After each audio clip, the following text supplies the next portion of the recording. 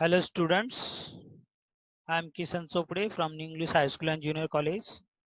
Today again I am here to take the lecture on the same topic for 12th standard science students on the topic emerging technology. This is our fourth lecture.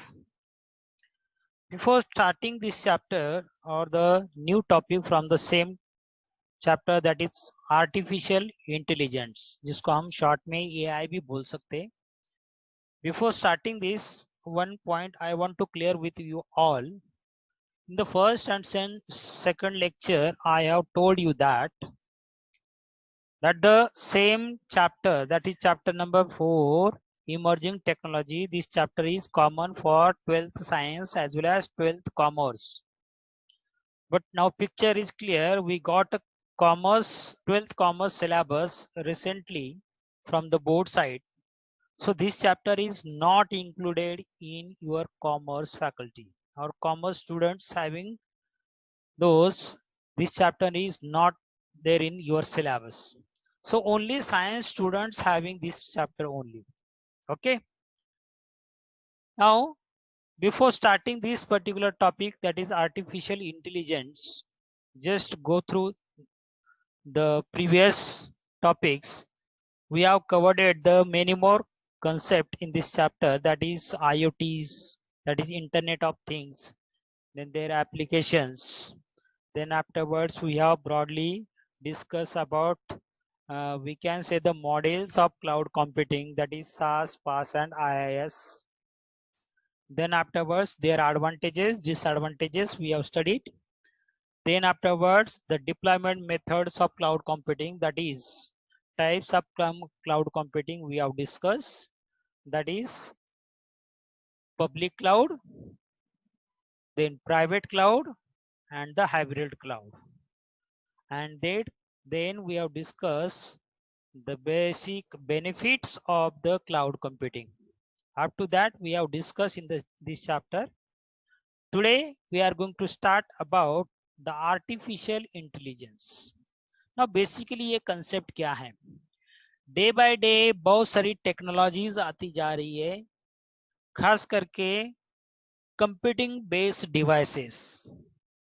Computing based devices के जरिए आज machines ज्यादा से ज्यादा smart बनती जा रही है.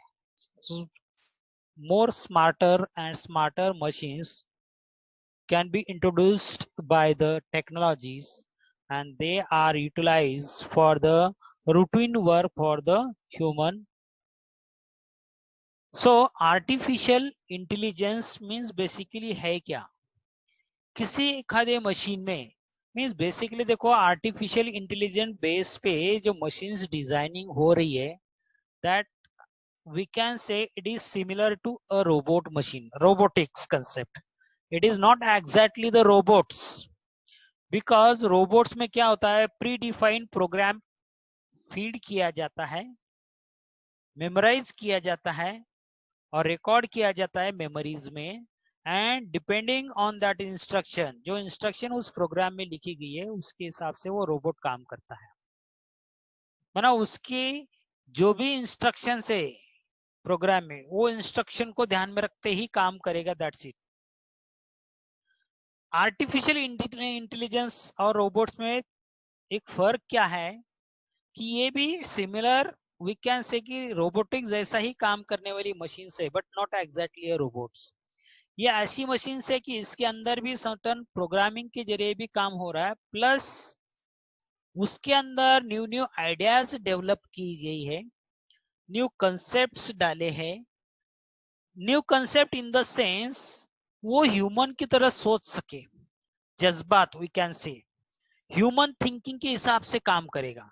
मीन्स प्री डिफाइंड प्रोग्रामिंग के हिसाब से भी वो मशीन काम कर सकती है, as well as human guidelines को ध्यान में रखते हुए भी वो काम कर सकती है. ऐसी machines means there is a new development in a machines, that machine can behave like a human.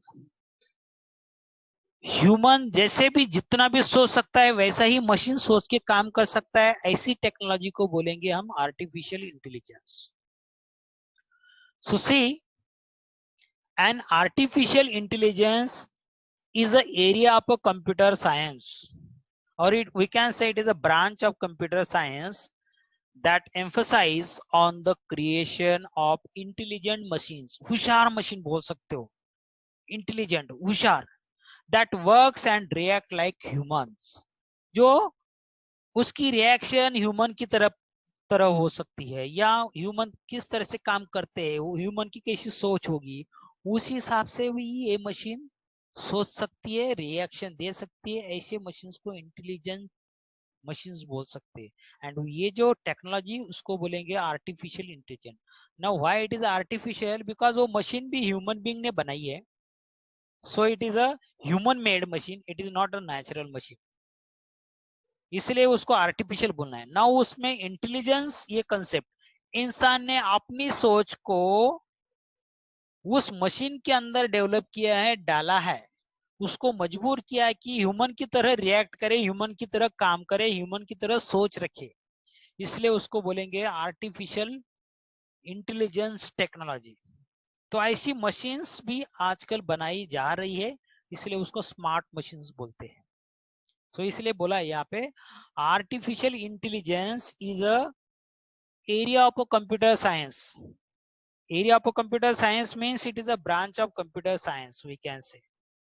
क्योंकि कंप्यूटर साइंस, मैंने क्या बोला कि ऐसी मशीन जो कंप्यूटर बेस पे काम करती है, कंप्यूटराइज एक सोच के हिसाब से काम कर सकती है, ह्यूमन की तरह काम कर सकती है. इसलिए it is we can say it is a programmed machine है.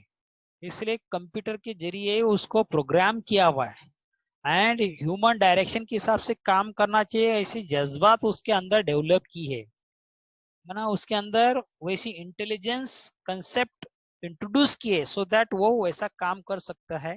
इसलिए उस टेक्नोलॉजी को हम इंटेलिजेंस आर्टिफिशियल इंटेलिजेंस टेक्नोलॉजी बोलेंगे.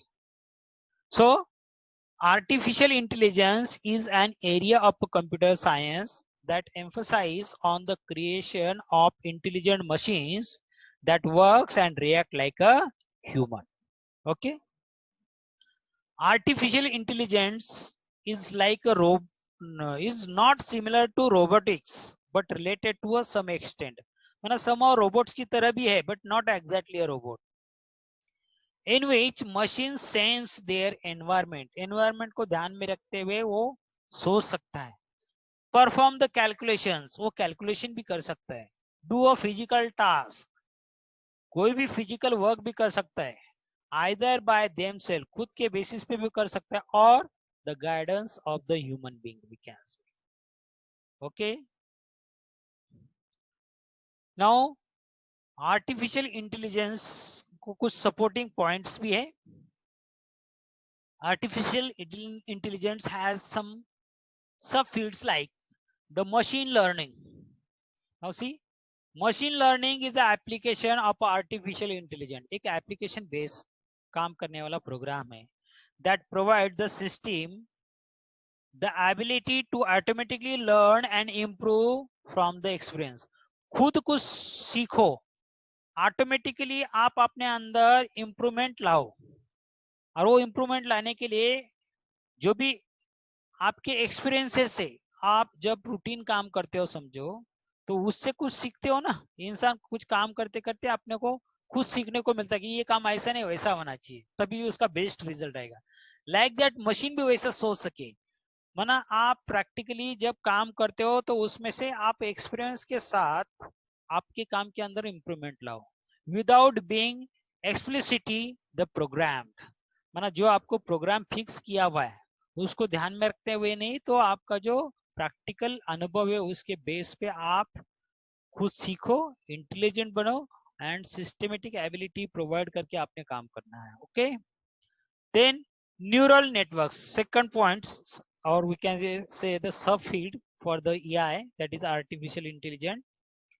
न्यूरल ये वर्ड से क्या समझता है? It is related to a brain of the human.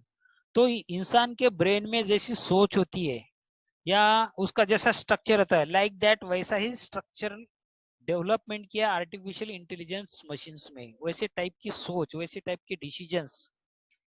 Neural networks imitates the brain's array of interconnected neurons. Neurons क्या समझते हो? नर्व्स वी कैन से, उसके अंदर के जो छोटे छोटे नर्व्स होते हैं ब्रेन्स के अंदर, like that, and relay the information between the various unit to find the connections and drive the meaning from the data. Definitely जो आपको इनपुट मिला है, जो डेटा ये मिला है या इंफॉर्मेशन मिला है, उसके वो इंफॉर्मेशन को एक्सेस करके आपको क्या करना है, न्यूरॉन्स की हेल्प की मदद से that are connected to each other, and उसके बेसिस पे आप उस इंफॉर्मेशन को पढ़ते हुए आपको आगे क्या डिसीजन लेना है वो ड्राइव करो एंड परफॉर्म करो, we can say. Then deep learning. Deep learning that is utilize really a big neural networks and a lot of computing power to find the complex pattern in a data for applications such as image and speech recognition. See student, आजकल आप किसी दुकान में, या चलो दुकान की बात छोड़ देता हूँ, या दुकान में चलो ठीक है, दुकान में जाते हो, किसी वस्तु के ऊपर आपको बारकोड दिए जाते हैं, वो बारकोड में उसकी प्राइस और टैग नंबर व्हाटएवर वो सब हिडन इंफॉर्मेशन रहती है. हम आंखों से उसको पढ़ नहीं सकते देख के, बट कुछ मशीन्स ऐसी होती है कि उसको बारकोड रीडर बोलते हैं, ऐसी मशीन्स उसके अंदर का डेटा रीड कर सकती है, उसको बोलते हैं डीप लर्निंग. यार देखो, क्यूआर कोड नाम का एक कंसेप्ट है आजकल. समझो आपको दो मोबाइल आपस में कनेक्ट करने हैं, तो कनेक्ट करने के लिए आप किसी एक मोबाइल का क्यूआर कोड रीड आउट करते हो, और क्यूआर कोड रीड आउट करने के बाद इमीडिएटली वो दोनों मोबाइल क्या होते हैं, आपस में कनेक्ट होते थे.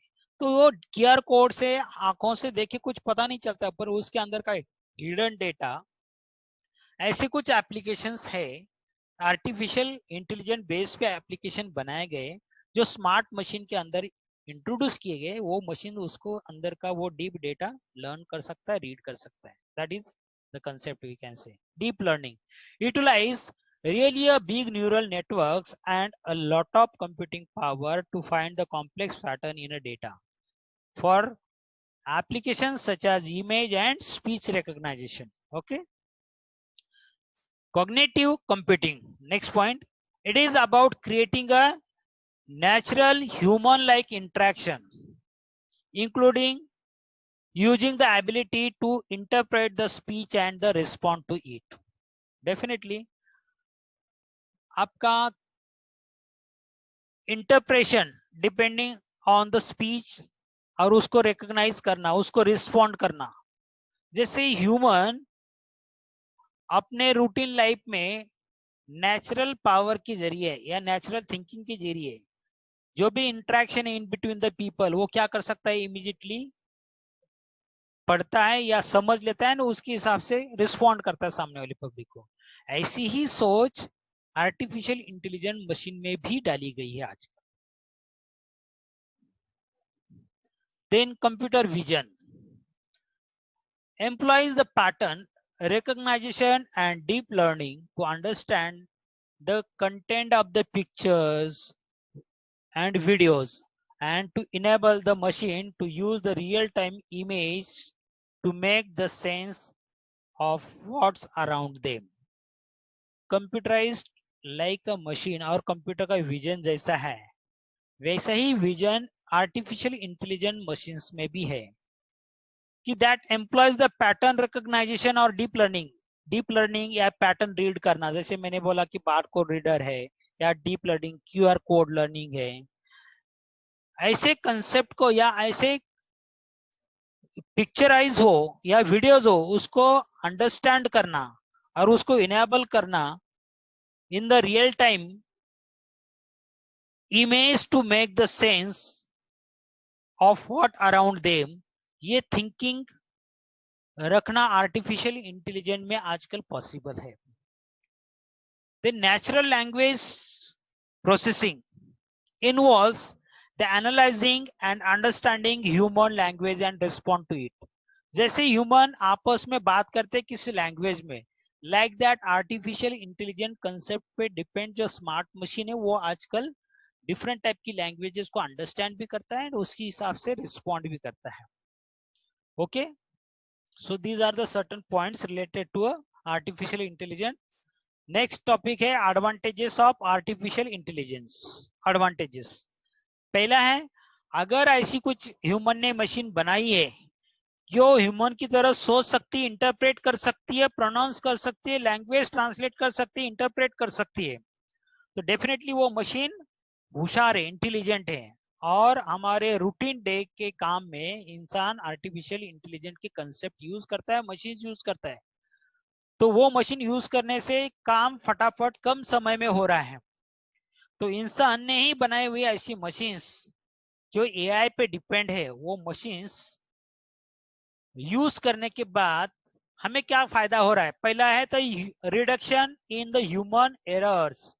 हम मैनुअल कोई काम करते तो वो काम करते करते कभी बाय मिस्टेक हमसे कुछ एरर्स डेवलप होते, मिस्टेक हो जाती है.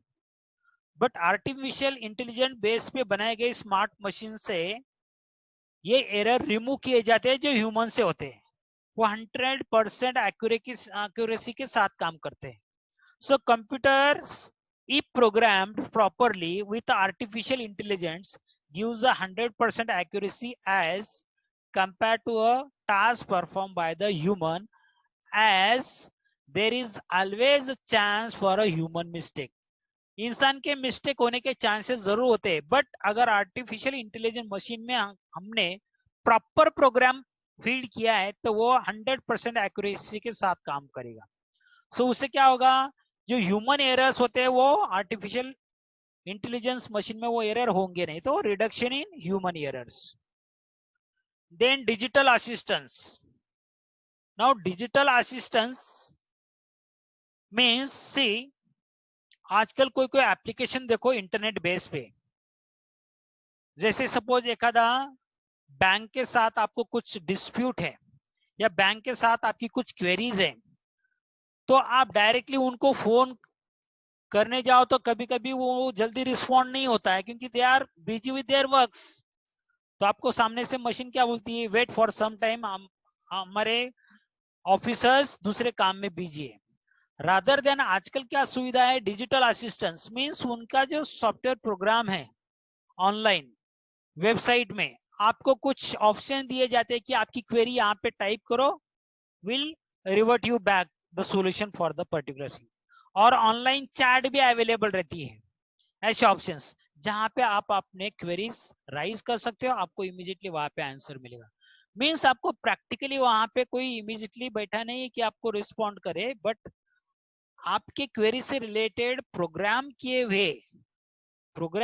हुए आर्टिफिशियल मशीन्स आपको ऑन बिहाफ ऑफ ह्यूमन आपको वहां पे आपकी क्वेरी से रिलेटेड आंसर देते रहते हैं, like that. So some of the highly advanced organizations are use the digital assistant to interact with the user, which saves to need for the human resources. For example, chatbot, है ना. I mean, जैसे देखो bank के भी कोई समझो आप online apps है आज, उसमें उनके वो ऑनलाइन ऐप में चैट नाम का ऑप्शन होता है. आपकी जो क्वेरी है वहां पे आप राइज करो, उसका आपको इमीडिएटली आंसर मिलता जाता है. नेक्स्ट एडवांटेज है डेली एप्लीकेशंस. डेफिनेटली देखिए स्टूडेंट, आजकल daily application such as Apple Siri, no, Apple के मोबाइल कोई स्टूडेंट्स अगर यूज करते, लोग यूज करते, तो ये सीरी नाम का एक छोटा सा प्रोग्राम है एप्पल सीरी करके.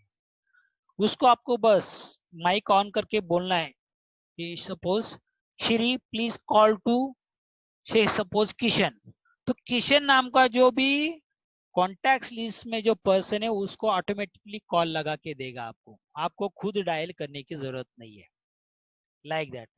और विंडोज कॉर्टना, ये एक छोटा सा एप्लीकेशन ऐसा है, खास करके विंडोज 10 ऑपरेटिंग सिस्टम, डेस्कटॉप में या लैपटॉप में विंडोज 10 का ऑपरेटिंग सिस्टम होता है, उसमें एक प्रोग्राम रहता है विंडोज कॉर्टना. वहां पे भी एक छोटा सा सर्च टाइप का बॉक्स है, वहां पे आप अपनी क्वेरीज टाइप करो, इमीडिएटली आपको आंसर मिलेगा। या गूगल स्टॉक, गूगल्स ओके, ये सब प्रोग्राम है डेली एप्लीकेशंस जो आपको इमीडिएटली रिस्पॉन्ड करते हैं। So Google's OK or Google Talk are the frequently used in our daily routine, whether it is for the searching a location, taking a selfie, making a phone calls, replying to a mail, and many more. So these are the certain application, daily applications, which are based on artificial intelligence. वहाँ पे practically कोई human being आपके backend में काम नहीं कर रहा है उधर, ये एप्लीकेशंस काम करते हैं जो आर्टिफिशियल इंटेलिजेंस के कंसेप्ट को ध्यान में रखते हुए काम कर रहे हैं। फास्टर डिसीजन, डेफिनेटली अगर कोई काम एक्यूरेसी के साथ हो रहे और फास्ट स्पीड से हो रहे तो वहां पे डिसीजन भी फास्ट होगा। Using artificial intelligence alongside other technologies we can make the machine take decision faster than a human and carry out the action quickly. Okay, now कोई भी टेक्नोलॉजी ह्यूमन बीइंग अगर डेवलप करता है तो उसके advantages जैसे ध्यान में रखते हुए अगर उसकी डेवलपमेंट होती है, then too there are certain drawbacks are also there. So क्या क्या ड्रॉबैक्स है ये टेक्नोलॉजी के, देखो अगर आपको आर्टिफिशियल इंटेलिजेंट बेस पे कोई मशीन डेवलपमेंट करनी है तो डेफिनेटली ऐसी मशीन बनाने के लिए बड़ा सा बड़ा खर्चा आ सकता है। So high cost of creation, that is a disadvantage of artificial intelligence. At the machine used in the AI based environment are very complex and high in the price. It increases the cost of overall setup. Then अगर ऐसी machine हमने बनाई भी तो definitely ऐसी machine कम समय में ज्यादा से ज्यादा काम करता है, ह्यूमन को सोच के हिसाब से, ह्यूमन के सोच के हिसाब से काम करता है और ज्यादा स्पीड से कर रहा है तो ज्यादा काम कर रहा है with less period of time. तो ह्यूमन बीइंग की टेंडेंसी क्या है कि rather than doing a mistake by the human, हम आर्टिफिशियल इंटेलिजेंट बेस पे अगर वो काम करेगा तो 100% एक्यूरेसी के साथ काम होगा, तो वहां पे मशीन की एम्प्लॉयमेंट होगी और ह्यूमन बीइंग की अनएम्प्लॉयमेंट बढ़ेगी। माना लोगों को जॉब देने के बजाय बहुत सारी जगहों पे आजकल आर्टिफिशियल इंटेलिजेंट बेस पे मशीन के जरिए काम किया जा रहा है, बिकॉज कम समय में ज्यादा काम हो रहा है एंड एक्यूरेटली काम हो रहा है। सो अनएम्प्लॉयमेंट बढ़ेगा as artificial intelligence is replaced the majority of the repetitive task and other works with robots. Definitely इंसान गलती करता है तो वही काम बार बार दोबारा करता है, रिपीटेशन होता है। बट आर्टिफिशियल इंटेलिजेंट बेस पे मशीन के जरिए अगर काम होने लगा तो वन शॉट में विथ एक्यूरेसी के साथ काम होगा, तो वहां पे डेफिनेटली इंसान उसके ऊपर फेथ ज्यादा रखेगा। This will reduction in human interference but cause a major problem in the employment standards, unemployment बढ़ेगा। ओके ठीक है, नाउ नेक्स्ट टॉपिक है, so this is about the disadvantages of artificial intelligence. Now next topic है अपना 5G technology, यानी कि wireless technology, upcoming wireless technology. 5G network क्या है? 5G नेटवर्क देखिए, 5th generation of a cellular network technology जिसको बोलते हैं 5G। आजकल हम जो मोबाइल यूज कर रहे हैं ज्यादा करके 3G और 4G टाइप के नेटवर्क मोबाइल्स यूज कर रहे हैं। माना 3G, कोई बच्चे 2G भी यूज करते होंगे या कोई लोग 2G भी यूज करते होंगे, बट ज्यादा करके आज 3G या 4G मोबाइल्स लोगों के हाथ में आर्टिफिशियल मशीन है, वो समझिए आर्टिफिशियल इंटेलिजेंस बेस पे बनाए गए स्मार्ट मशीन्स, दैट इज आजकल के स्मार्टफोन्स, जिसके अंदर जो नेटवर्क है for the communication purpose, for internet purpose, that is the 4th generation of technology, wireless technology we can say. But upcoming technology अभी मार्केट में लॉन्च हो चुका है 5G technology, it is a 5th generation of cellular network technology. It is just the next generation of wireless communication we can say. Wireless communication पे आज के date में एक ड्रास्टिक चेंज है, ये 5th generation of network technology, जिसको हम 5G बोलेंगे। It is expected to provide the internet connection that are multiple times faster than the 4G LTE network। माना हम जो आजकल 4th जनरेशन है या 3rd जनरेशन वायरलेस टेक्नोलॉजी का जो नेटवर्क यूज करते हैं फॉर द सेल्युलर फोन्स, उससे मल्टीपल टाइम फास्टर ये नेटवर्क टेक्नोलॉजी होगा। कौन सा? 5th generation of cellular network we can say. आजकल जो 4G LTE नेटवर्क बोलते हैं हम, उससे कई गुना फास्टर ये network technology. 5G technology may use the variety of the spectrum bands। now variety of the spectrum band क्या है? ये स्पेक्ट्रम क्या होता है मालूम है आपको? It is the wavelength frequency. और 5G नेटवर्क को सपोर्ट करने वाली हवा में से, एयर मीडियम से सर्टन फ्रीक्वेंसी वेव्स, माना सर्टन फ्रीक्वेंसी हो मतलब क्या? स्पेसिफिक टाइप की वेव जो फ्रीक्वेंसी एक्वायर कर रही है, बट वो 5G नेटवर्क को कैरी करने के लिए सपोर्ट करने वाली वेव्स, ऐसी वेव्स का बंच बोलो या एक बैंड बोलो, स्पेक्ट्रम बैंड बोलेंगे उसको। Including the millimetre waves, that is MM waves बोलते हैं उसको। क्या बोलते हैं? MM waves. Radio spectrum, these are also radio waves. माना 5G नेटवर्क में कौन सी वेव्स यूज होती है एयर मीडियम में से? माना 5G नेटवर्क का इस्टेब्लिशमेंट करने के लिए जो भी फ्रीक्वेंसी वेव्स यूज हो गई है, वो है रेडियो फ्रीक्वेंसी और मिलीमीटर फ्रीक्वेंसी वेव्स, और somehow certain variety of the spectrum bands that are used as a communication media for the 5th generation of cellular network technology, which can carry the very large amount of data at a short distance, very large amount of data at a short distance। Radio spectrum और radio waves और millimetre waves, ये ऐसा fastest network develop करने के लिए और large amount of data short distance, long distance पे नहीं, शॉर्ट डिस्टेंस पे ज्यादा स्पीड से और ज्यादा अमाउंट ऑफ डेटा ट्रांसफर करने के लिए ये नेटवर्क टेक्नोलॉजी इंट्रोड्यूस की गई है। That is 5th generation of technology. The new 5th generation network will be able to transmit very large amount of data, but only a few blocks at a time। few blocks। and now few blocks का मतलब आप ऐसा समझो कि bunch amount of information, the bulk amount of information or the data packets that can be transferred at a greater speed, but it can transfer for a short distance। okay, then 5th generation network are digital cellular network। ये totally digital cellular network है। now digital क्यों बोलना है?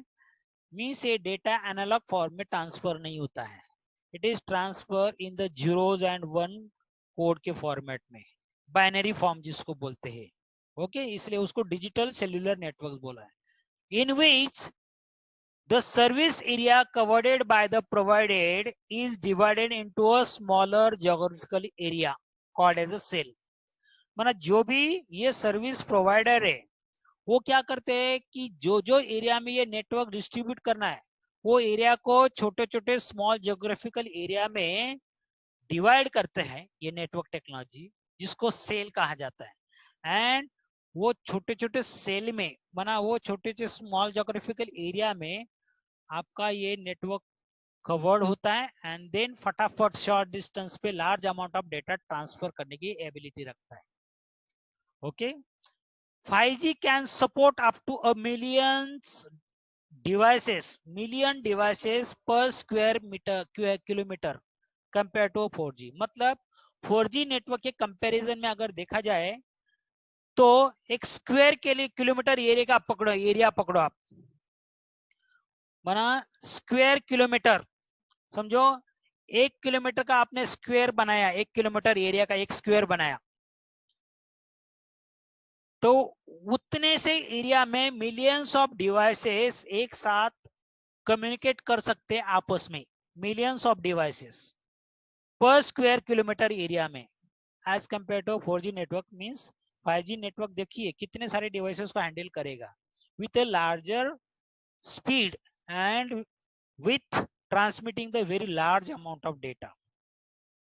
Okay, so the features of 5G network is, देखो पहले है ultra high definition videos, माना बड़े से बड़े वीडियो भी फटाफट प्ले होंगे, अटकेंगे नहीं। Okay, then reduced website load time.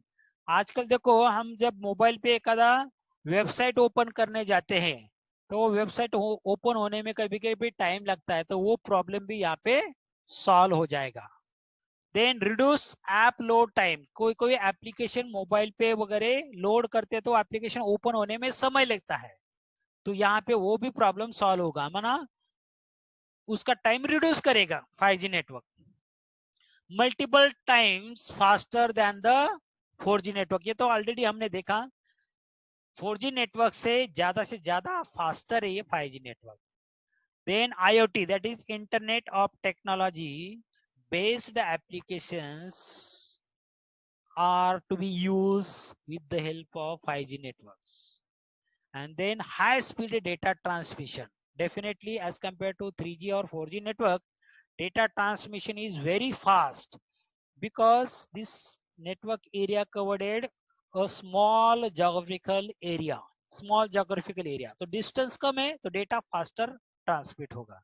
So this is about the features of 5G networks. Okay, then again 5G network technology का एक ड्रॉबैक भी है।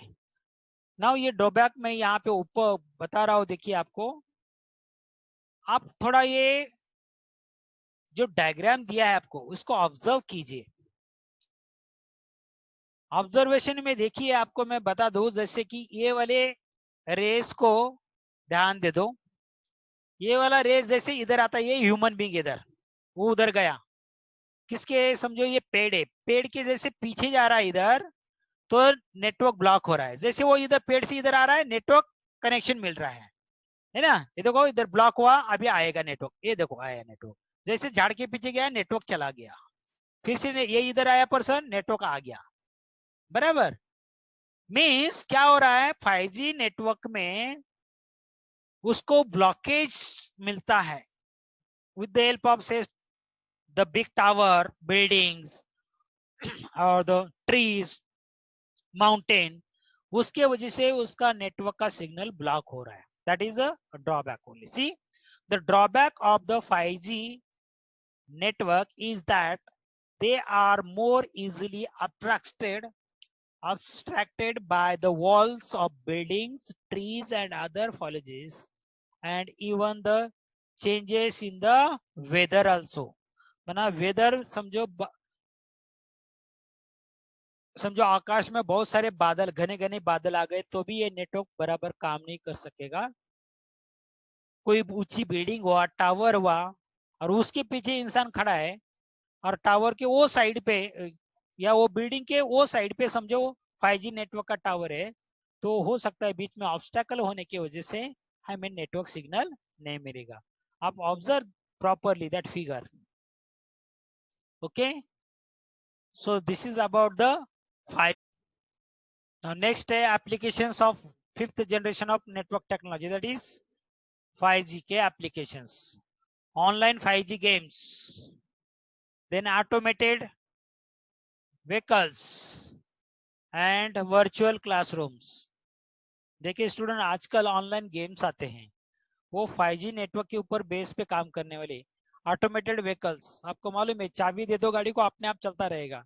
इवन दो ऐसे कुछ आजकल कार आने लगी है मार्केट में without drivers, means artificial intelligence base पे बनाई हुई कार से। वर्चुअल क्लासरूम, वर्चुअल क्लासरूम जैसे आज हम आपको ऑनलाइन पढ़ा रहे हैं, आप क्लास में बैठे हो समझो और मैं यहाँ पे लेक्चर दे रहा हूँ, but it is a virtual, आभासी बोल सकते हो। एक्चुअल क्लास यहाँ पे भरा नहीं है, फिर भी हमारा लेक्चर चल रहा है, that is we can say the virtual classroom. So this is about the 5G network, and with this we have completed this chapter. Okay, that is emerging technology. In the next lecture we are going to discuss on the exercise part on the same chapter, but actual chapter gets completed here. Okay.